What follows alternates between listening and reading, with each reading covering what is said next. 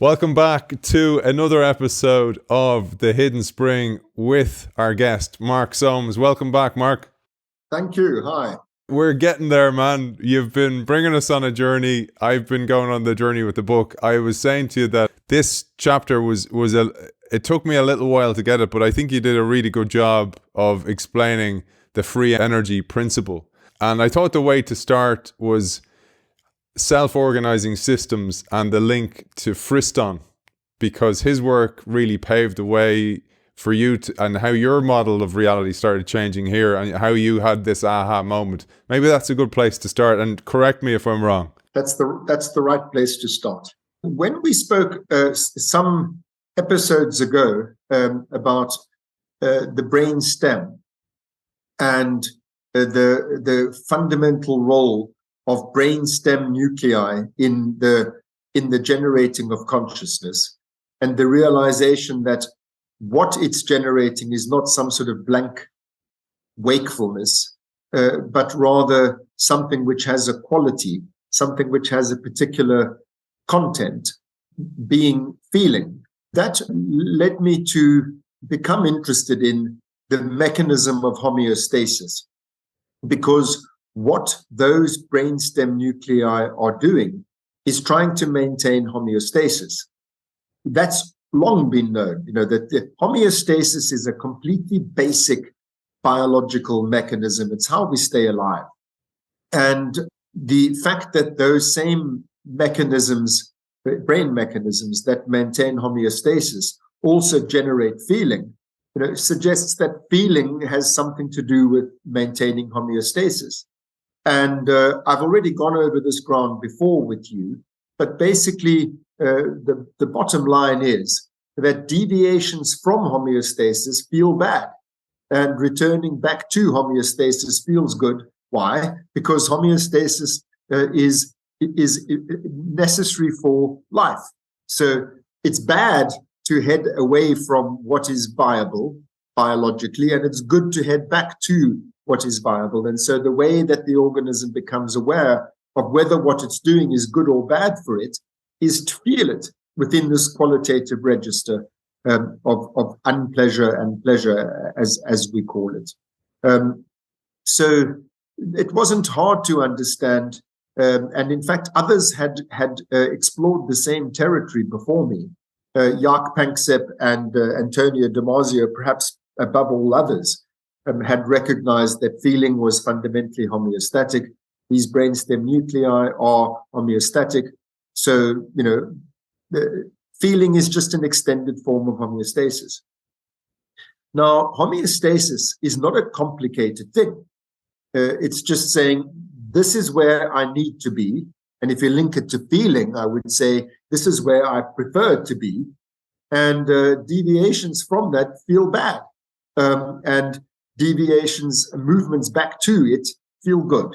That's the kind of thing, such a simple mechanism is the kind of thing you can reduce to a law, And in fact, there is a law in psychology called the law of effect, which basically says anything that is consistently punishing is avoided, and anything that's consistently rewarding is approached.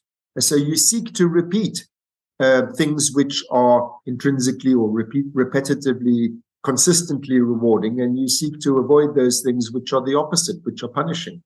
Everybody, when I say that, everybody recognizes that. Well, of course, I don't choose to do the things that feel bad, and I choose to avoid them. And I do choose to do the things that feel good. And the mechanism of homeostasis just tells us why that's so.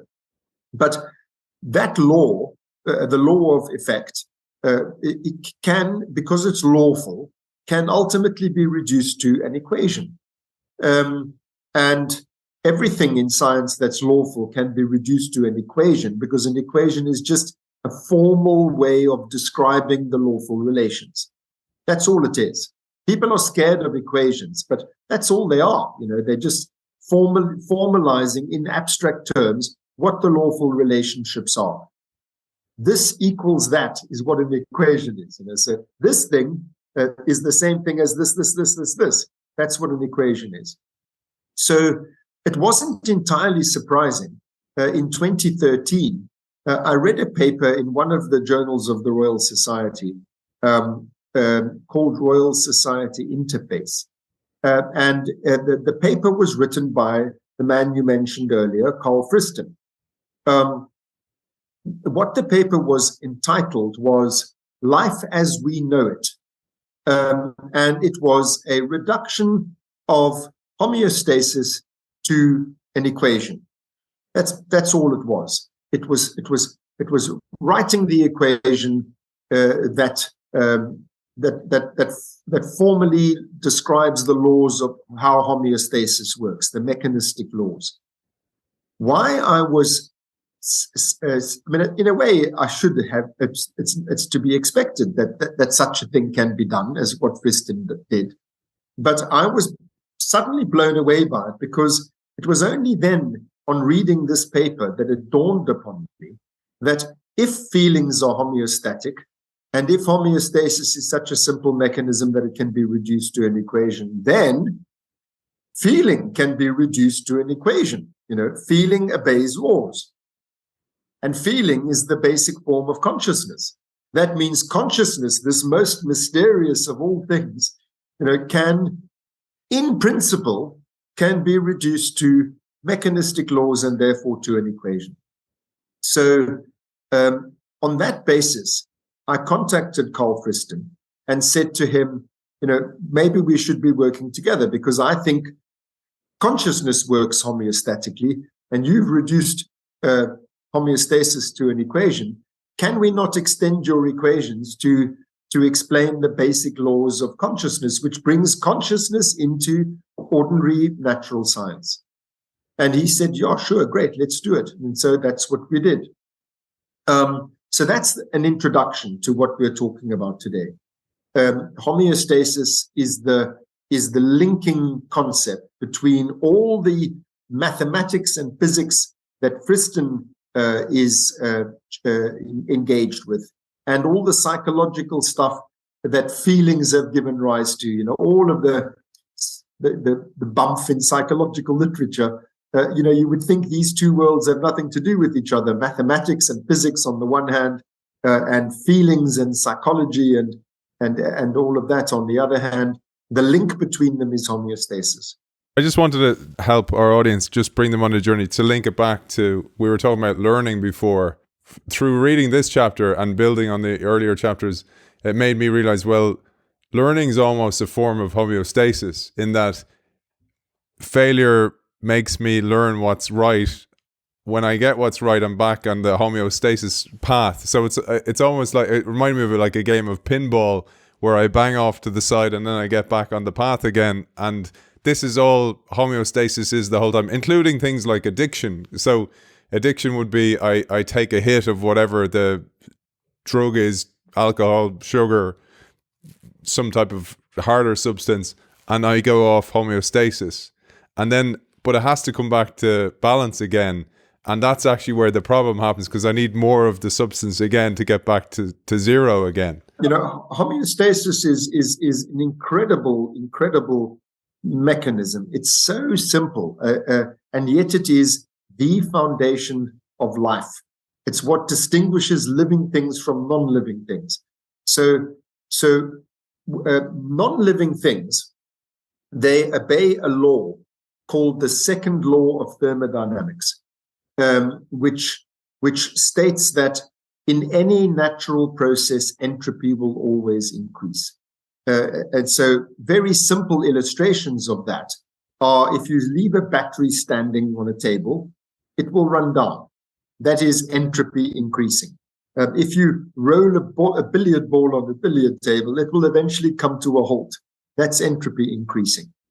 If you have a pile of bricks or rocks standing in the open air, come back in 100 or 200 years, it will have fallen down. You know, things tend to equalize. A very good illustration of it is this: if you pour hot water into a cold bath, the hot water doesn't remain in a globule under the tap. It equalizes. It evens out with the cold water, and so eventually the hot has equalized with the cold, and there's, that's entropy. It's a tending toward, so a more organized process would be, here's the hot, here's the cold, and a more disorganized process, a more entropic process. Its pivotal word is dissipation. Things dissipate. In all of those processes all of those examples I've just given, they're all examples of the second law of thermodynamics, which is that things dissipate. Now, living things can't afford to dissipate. So when I said that the hot water doesn't remain in the globule under the tap, we do. We living things, we don't just equalize with our environment. Say, if I may stay with the example of temperature, the way that we measure it in Britain, I know in America it's done differently, but in Britain, the core body temperature of a human being must be between 36.5 degrees and 37.5 degrees Celsius. That's where you have to remain. Now, also in Britain, it's very seldom 37 degrees outside, so you can't just equalize with your environment like that globule of hot water under the tap equalizes with the cold. We are a globule of 37 degrees Celsius. We can't just equalize with the 10 degrees Celsius that is in the ambient surrounds. So how does that happen? It is resisting the second law of thermodynamics. It's resisting entropy. And that's what living things do. Living things don't just equalize. They need to be within certain viable bounds. And in order to stay within those bounds, they have to perform work. So living things work to resist entropy. And homeostasis is just a description of that we work to remain within 36 to 37.5 degrees Celsius. And we can't dissipate, we can't equalize, we can't just say, okay, shit, it's 10 degrees, so I'm going to be 10 degrees too. It's like, no, I got to resist this. I got to stay in. These are my viable, and it really is. Don't forget, if you were to become 10 degrees, dear, you'd be dead. As would we all. So it's not just a preference, it's an absolute imperative. And living things do that. That's how they maintain their organization. That's how we stay within our skins. How within our skins we stay within the temperature range that's possible for us to remain in our skins. We stay within the blood pressure range, the oxygenation range, etc., etc. That's what living things do. They work to resist entropy. I thought of a great metaphor when I was reading this, and it's that to tie this back to the innovation show and innovation and people working in change. Literally, that's what happens in an organization. It starts off as a startup, but then it starts to dissipate. It starts to entropy, and it needs new energy and new thinking and new people. And those change makers are almost the metabolizers to keep it alive, to keep the energy in the system so it doesn't just stagnate and dissipate. And I just wanted to share that because it's a good way to understand entropy. It's a very good example. In fact, I'm going to use that example. There are two aspects to what you've just said. And I want to separate out those two aspects in order to illustrate the points that I'm now going to make.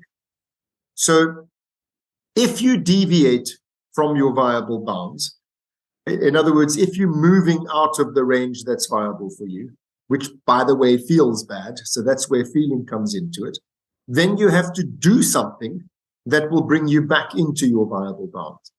And how do you know what to do? So you have to have a prediction. You have to be able to say, okay, well, given what I know about how the world works and how my body works, and you don't have to know this consciously, but given what I know about how the world works and how my body works, this is the thing to do to bring me back into my viable bounds. So we need predictions. The work that I did with Friston about homeostasis and the laws governing homeostasis, a pivotal part of this work had to do with predictions. So the more predictable a situation is, the less dangerous it is for an organism. the more unpredictable the situation is, the more dangerous it is. So homeostasis has to do with predictability. And I hope that's just sort of self-evidently true. So, we need to have, it needs to be predictable how to get into this state. And to the extent that life is becoming, or the situation's becoming more unpredictable, to that extent, entropy is prevailing. And that means that I'm at risk of expiring. So there's this predictive model, as we call it. Now, to link with what you've said about organization. So an organization has to have policies or plans or philosophies, or a business plan. This is how what we're doing. This is our unique selling point. This is how we stay competitive. In other words, stay within our viable bounds. In other words, continue to survive as a business. And so you develop a policy and you say, okay, we do this. We always do this. Whenever that happens, we do this. Until when you do this, it doesn't actually bring you back within your viable bounds. So that's this stagnation that you were talking about. In order to try to maintain predictability, you've developed a policy which is meant to maintain predictability, but actually it turns out the world changes. The world is not so easy to predict. And so, now you start, whenever you execute your policy, it doesn't work. What do? That's stagnation. At that point, your survival is threatened because you have a policy that no longer works. So what you have to do then is you have to update your policy. You have to change your policy. In the case of us, we have to change our minds. And by the way, it's a very unpleasant thing to find yourself in an uncertain situation and to realize you're wrong. Your policy doesn't work. People resist that, but to their detriment. So you have to suffer this short-term, not chaos so much as uncertainty, in order to develop a better policy. So homeostasis, which is the simple reflex when it comes to bodily processes, the most simple bodily processes, when it comes to the more complex things that the life of the mind is dealing with, like how the hell do I know what to do in this situation in order to get myself to safety, or in order to get myself lucky sexually, or in order to return to my attachment object, if I've become separated and so on. I need predictions as to how to do that. And if my predictions don't work, then that leads to what's called prediction error, which means increasing entropy. Remember, I said it relates to probability. So the situation is becoming increasingly improbable, and it's increasingly unpredictable, increasing entropy, which is increasing uncertainty, which feels bad to us. So you see these deep regularities in all of this. So what you then have to do is you have to update your predictive model, which means you've got to consume information. You've got to ask questions of the world and say, well, what do I do here? Let me try this. Let me try that. Let me try the other thing. That's testing out hypotheses in order to develop new predictions. And that's one of the most fundamental things that the mind does. So when I spoke earlier about the law of effect, that you repeat those things which feel good, and you do the opposite with those things that feel bad, it just means that you're learning what brings you back into homeostasis and what doesn't. And learning is just updating your predictive model.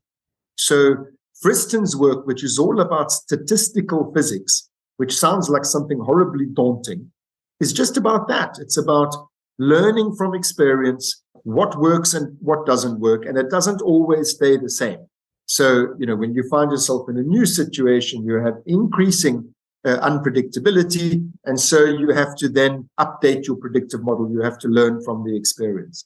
So, unlike simple reflexes, when it comes to the life of the mind, it's not just I have a reflex, it's that, well, I had a prediction, I had an automatic response, but it's no longer working. And so we, creatures who are fortunate enough to have minds, in other words, to have brains which are capable of learning from experience, I change my mind and I update my model and I do something different. So that's the basic mechanism there's something more I need to tell you about it mathematically, but I'm going to leave the mathematics aside for now. But just let me put down a place marker. There's something more I need to tell you about that mathematically. But for now, let's just stick with that. And so the free energy principle, which is what this episode is about, it just means the following, that to the extent that my predictive model, in other words, what I've learned, which I'm implementing, the thing that is meant to bring me back into viability, that to the extent that what I'm doing is not bringing me back to viability, to that extent, my free energy is increasing. Free energy just means average prediction error. Okay, and that means my entropy is increasing. The unpredictability is increasing.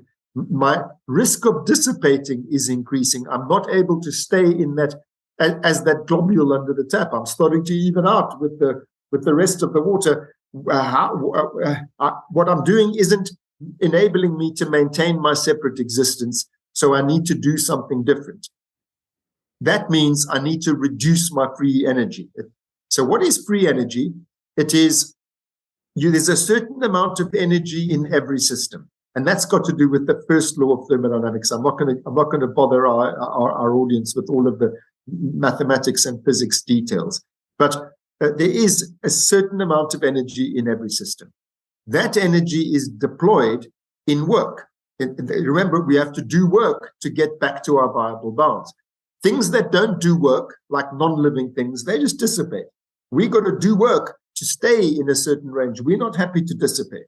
So the work that we're doing, there's efficient work and there's inefficient work. In other words, there's work that succeeds and there's work that doesn't succeed. The work that the mind performs is predictive work. And I hope you can see why I'm saying that. The mind is just a prediction machine. It's learning in relation to feelings what works and what doesn't work. And so to the extent that what we're doing doesn't work, to that extent, it's inefficient. To that extent that there's energy that is free. There's energy that is not being bound into effective work. Free energy just means energy that is being wasted, energy that needs to be deployed more efficiently.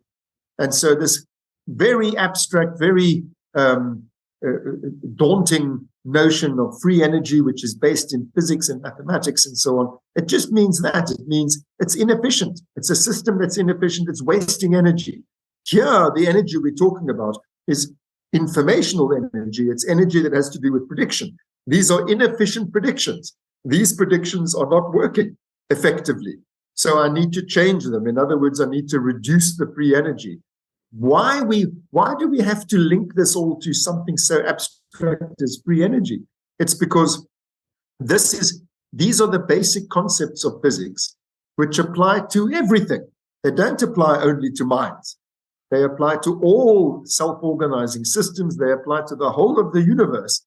And so this is how we bring consciousness into natural science. We're saying there's a basic law here. This is a law which we're not just making up. It's a law that the whole of nature has to obey. And the free energy principle links this kind of work that we do in the mind, which gives rise to bad feelings when the work is unsuccessful and good feelings when it's successful. It obeys the same laws as the rest of nature does. And so that concept, free energy, is just making that abstract connection between the basic law of physics that's being obeyed by the mind is a basic law of physics that is obeyed by everything else in the universe. So we use the term in order to make the connection, in order to show other natural scientists what we're talking about.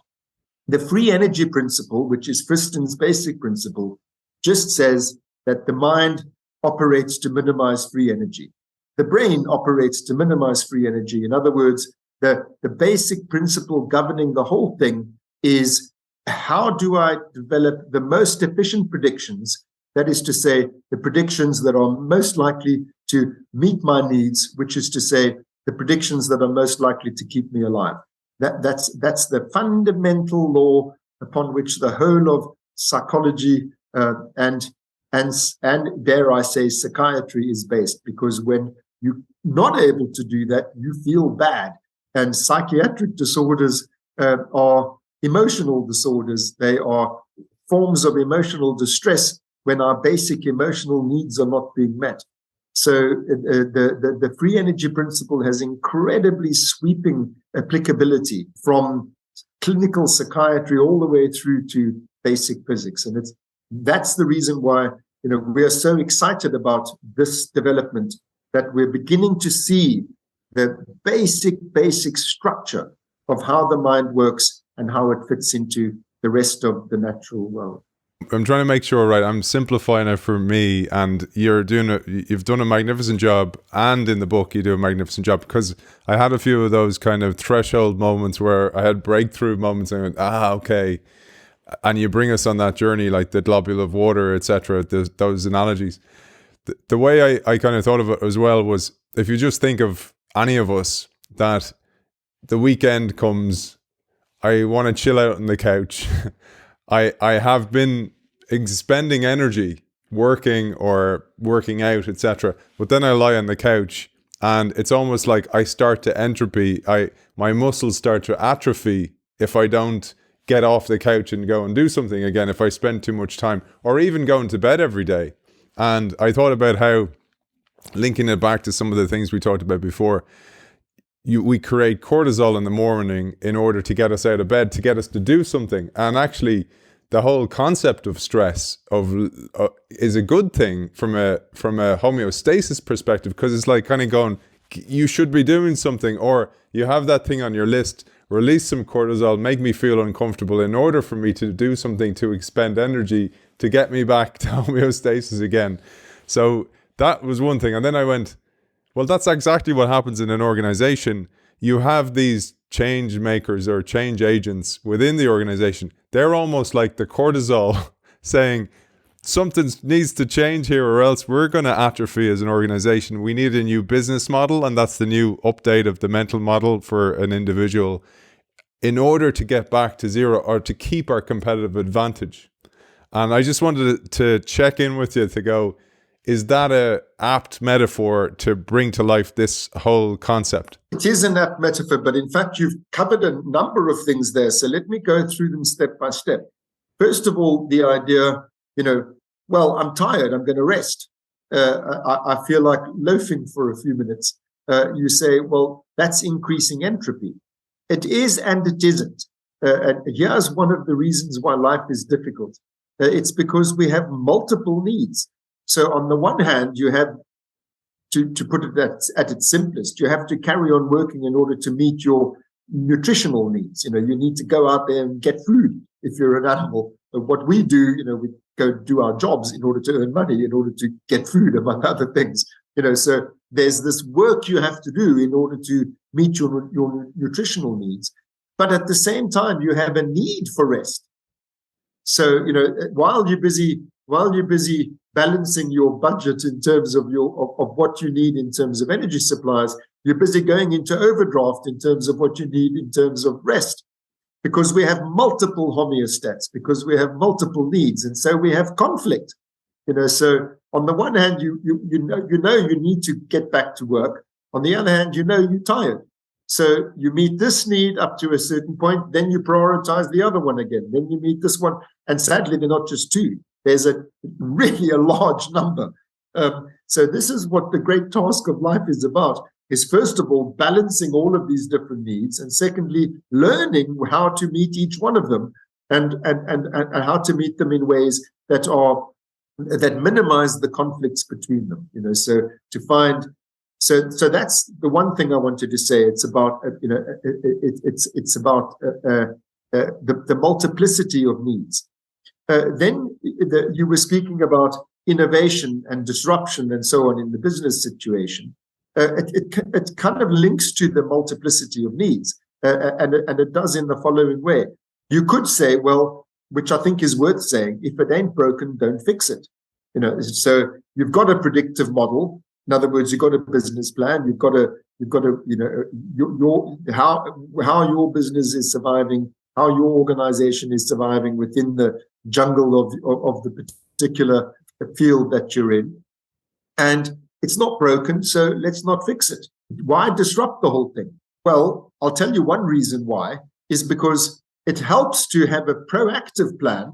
In the future, this is not going to work anymore. I don't want to find out in the future that my plan doesn't work. Let me try and anticipate the future and adjust my plan so that when the future happens, I'm ready for it. This is not something unknown to business people. You've got to do that. It doesn't help to just rest on your laurels. And the mind works the same way. So when I said there's a multiplicity of needs, we've got a specific need in the human brain, and actually it applies to all mammals. It's a thing called the seeking drive. And remember, each drive is a homeostat. A drive just means there's a need, and I'm moving away from meeting that need. So each one of these drives works that way, and seeking is one of them. Seeking is a very peculiar drive, which is its homeostatic settling point, is it is engaging, it is positively engaging with what is unknown, with what is uncertain. So it actually needs to engage with uncertainty. If it's not engaging with uncertainty, in other words, if it's not disrupting, then it feels bad in terms of that need. It feels boring, it feels static, it feels stagnant. That's the feeling, literally. It's a kind of like a kind of inert, listless, apathetic, that kind of feeling. And you feel good when you are learning something new and engaging with something novel and so on in terms of that drive. And the reason we have such a drive is precisely the situation that I've just described, that it's good to engage with what's uncertain, with what you don't know, like the future, in order to be able to be prepared for it when it comes at you, because it's going to. So you positively engage with uncertainty so as to reduce uncertainty in the long run. And so that's one of our basic drives. I mean, and listen, what I'm saying is not philosophy. There's like oodles of evidence that there's a drive in the human brain driven by dopamine that works exactly like I've just said. And it's the brain's disruptor.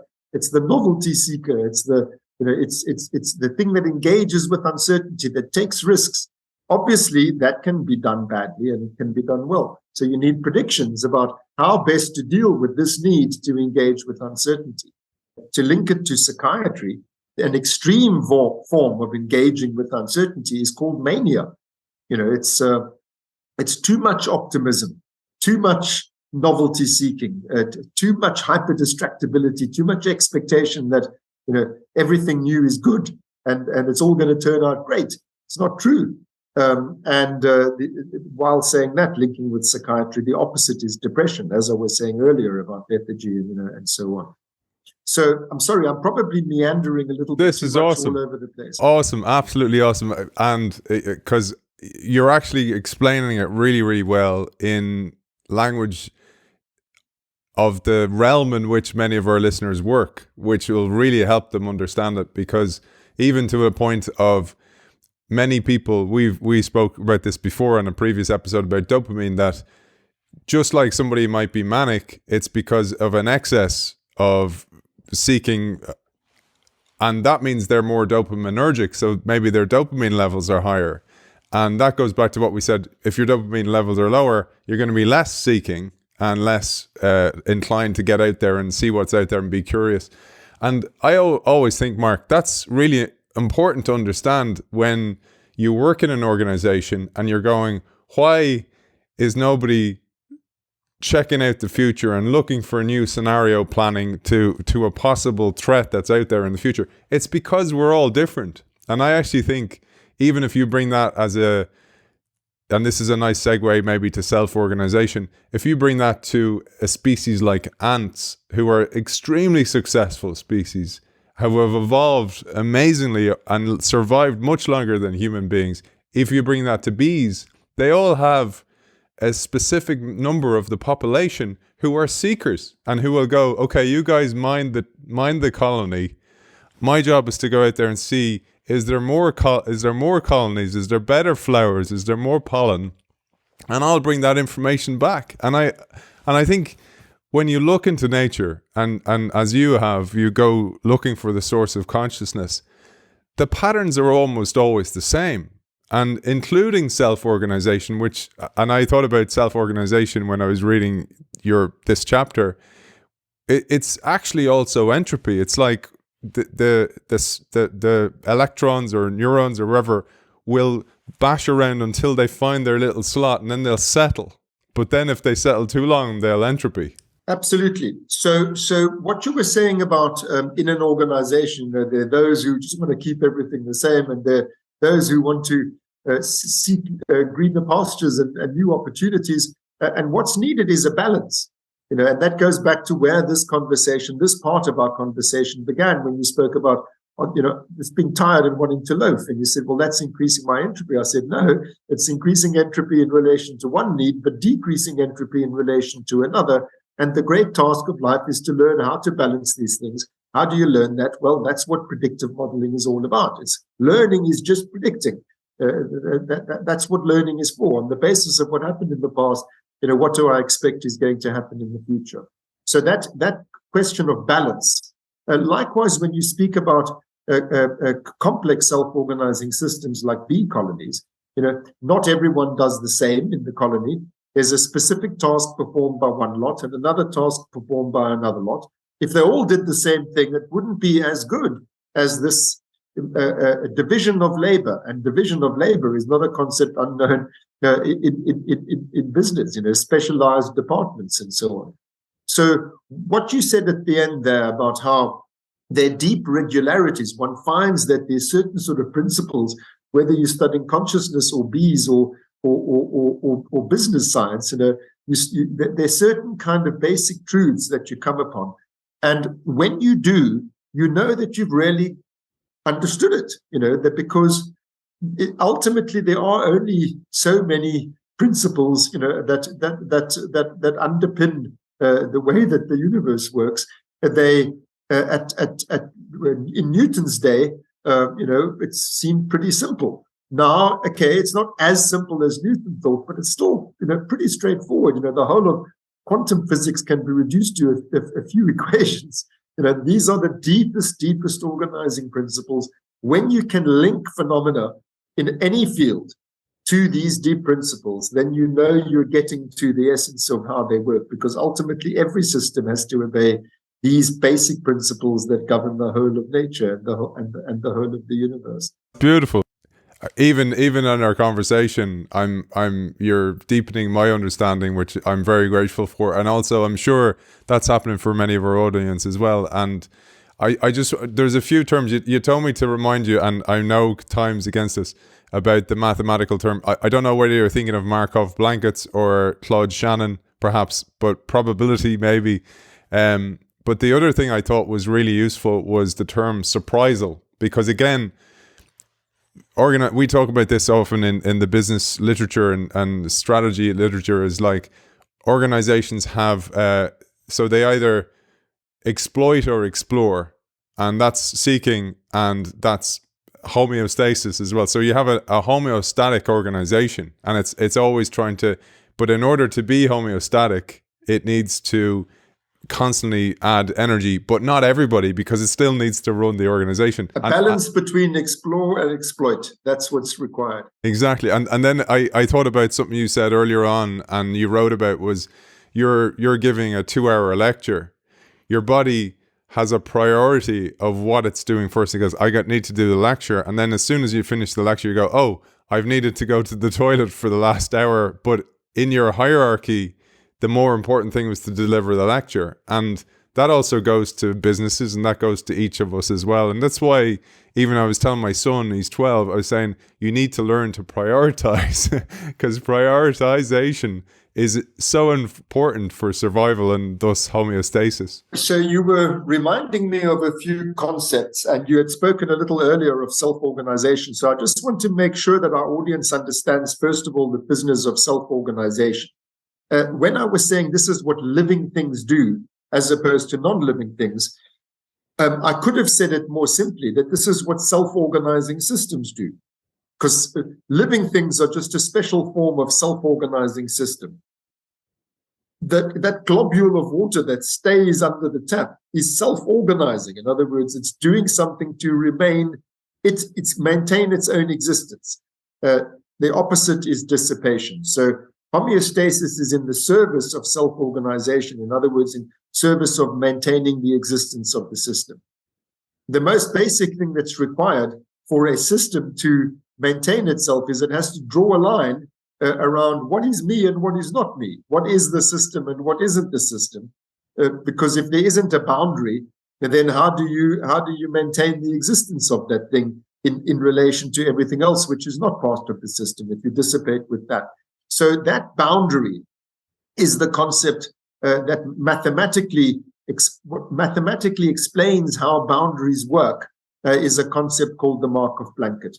Since you mentioned it, I just want to explain what self-organization means and explain why a self-organizing system, in order to have self versus not self, has to have a boundary, and explain that word that you just used there, which is the concept of a Markov blanket. The blanket defines the set of things that are in the system as opposed to the set of things which are outside of the system. And all of what we spoke about in terms of resisting entropy and how homeostasis does that, it requires there to be a bounded system. And when I said that there's a certain amount of energy in every system, well, there needs to be a system within which you're measuring how much energy is there. And then you can see, is the energy being used efficiently or inefficiently in terms of trying to maintain that boundary? In other words, maintain the existence of the system. And the link, again, I mean, the concept of Markov blankets and self-organizing systems applies across this. The solar system is a self-organizing system. The whole planet is a self-organizing system. Each nation state is a self-organizing system. This is a very, very, very fundamental. Each cell is a self-organizing system.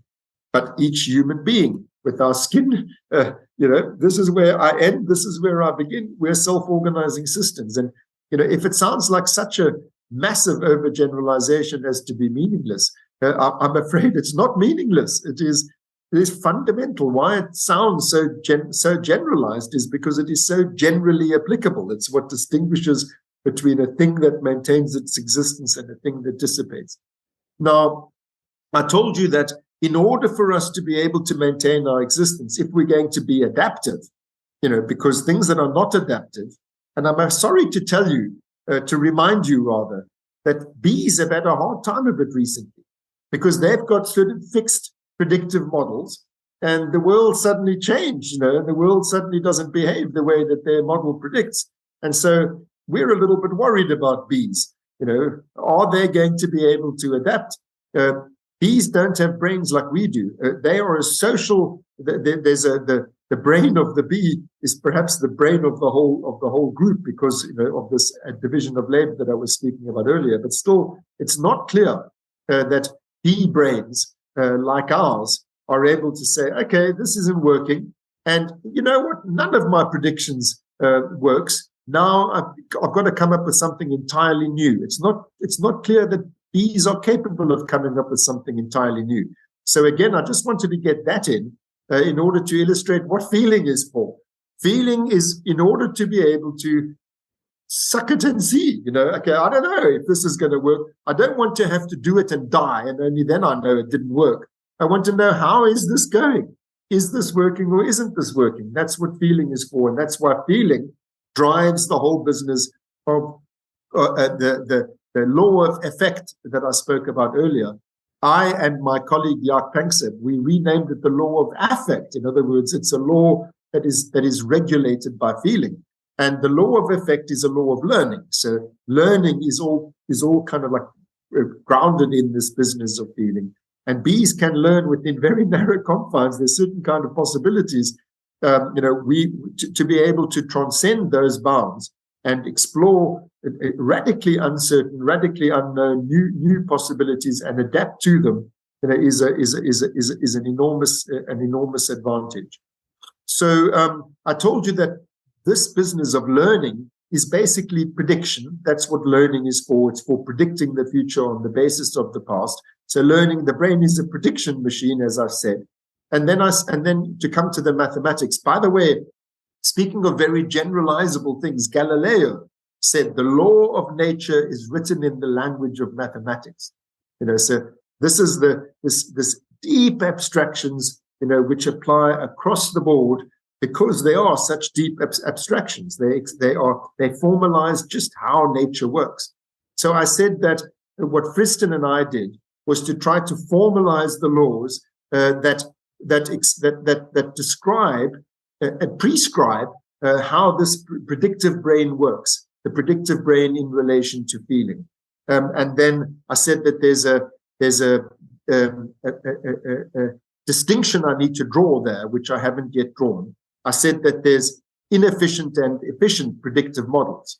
Remember, I said that free energy is quantified by how efficient or inefficient the predictions are. I hope you must nod if you remember that. Well, you do. Okay, good. So that's the quantity. Free energy quantifies how well or badly the system is doing. And then I said it has to be divided across a number of categories because remember, we have multiple needs. It's something that we've also discussed many times, but it's so important. So you can't just say, well, I need to meet my need to rest. I need to also meet my need to replenish my energy supplies. I've got to meet them both. So you have two categories, and so you have two different types of feeling and so on. Now, these quantities, which have to do with how much need I have, is directly proportional to how efficient is my predictive model. Because if my predictive model is efficient, I have less need. If it's inefficient, I have more need. So this free energy principle, which is the bedrock of Friston's work, which is what everything we're talking about today is grounded in. That quantity is so fundamental. The quantity of how much free energy is there, factorized across the different categories of free energy. Now, the predictive model, which is directly correlated, as I said, with the amount of free energy, I now need to draw a further division within the predictive model, which has got to do with confidence, which we've spoken about before. So there's not just, you need to have a prediction. It's also how confident am I in this prediction? And the more confident I am in the prediction, the less confident I am about the errors. In other words, the less attention I pay to the errors. They might just be noise. I expect that this is going to happen. Okay, now that happens, now that happens, now the other thing happens. But on average, what I'm wanting to happen is what's happening. So how wide the dispersion is around what I expected, that is a measure of confidence, and we call that measure precision. So a high dispersion, a high variability is a low confidence, is low precision. It's more noise. So I just needed to introduce that quantity, the quantity of precision. It's not just how much free energy is there. In other words, how inefficient is my predictive model. It's also how much confidence do I have at each moment in time in the prediction in relation to the surprisal that you mentioned, which is the prediction error. You can't have every time something happens which you didn't expect, you change your entire, imagine again the business that you were, the analogy to business that you were using all the time. Our prediction is, this is a model that works. This is how we're profitable. Oh, it didn't work on Wednesday in Singapore. Okay, now we're throwing away, our entire predictive model, and now we've got to rethink our entire business. That's a blip, But then if there are an increasing number of blips, it's not working in Thailand, not working in Japan, it's not working in Hong Kong. It's like, oh shit, this is a trend. Now you have increasing confidence in the prediction error, and that gives you decreasing confidence in your prediction. And so that increases the chances that you're going to update your model. And what I'm saying, I hope, is absolute common sense. And anybody who's in any business will say, well, I know that. What I'm saying is, yes, and that basic quantity, the quantity called precision, we can measure it in relation to how the brain works. And it is fundamental to how this whole predictive machine works. And we have come to understand it, or at least we are coming to understand it, because this is a quantity. It's something that you can measure. So we can actually show, yes, we understand the mechanisms whereby learning works. We understand the mechanisms whereby choice works. We understand the mechanisms, whereby even something as ephemeral as feeling works. And this is what's so exciting about the current state of consciousness science. And if I may be so immodest as to say this, please remember, all of this has happened or is happening because we recognize that consciousness is driven by the brainstem. And the brainstem is where these homeostats are, and feelings are homeostatic. And that enabled us to see the whole bang shoot in a way that we haven't been able to before. And, this is why I wrote that book and why I called it The Hidden Spring, because I think here we have a source of the Nile. And it's really exciting for the state of mental science, which has always been a kind of an embarrassment because it's got to do with subjectivity, and it's not proper. You can't do proper science and subjectivity, and science should be objective, and you can't quantify all of these things. We really are seeing a revolution in the field. That's why you can't shut me up.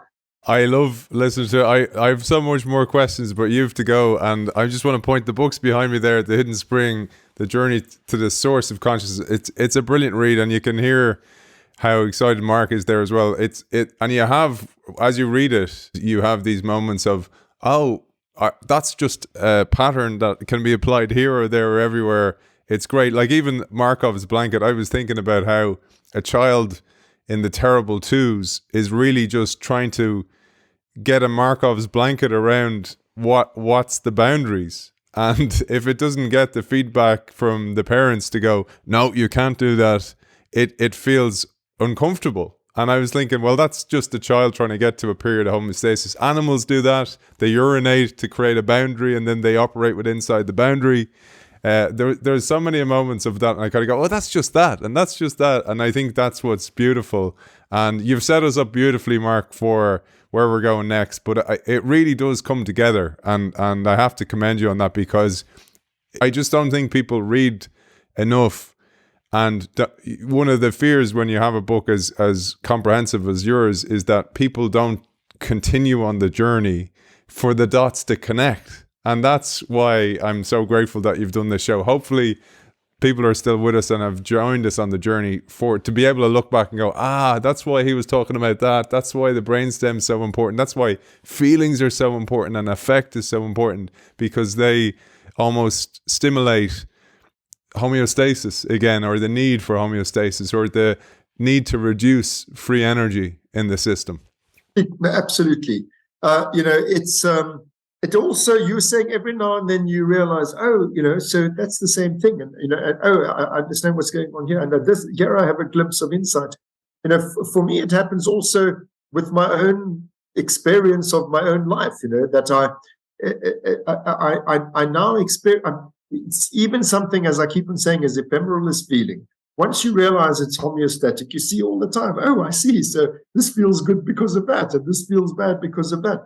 And the more that you see that you understand that, the more you're a master of your own mental house, and the less surprisal there is, the more of a predictive model you have that prevents the universe from biting you in the butt. Amen, brother. It's a great way to finish. Mark, always a pleasure. Author of The Hidden Spring, Mark Solms, thank you for joining us. Thanks, Aidan. Until next time.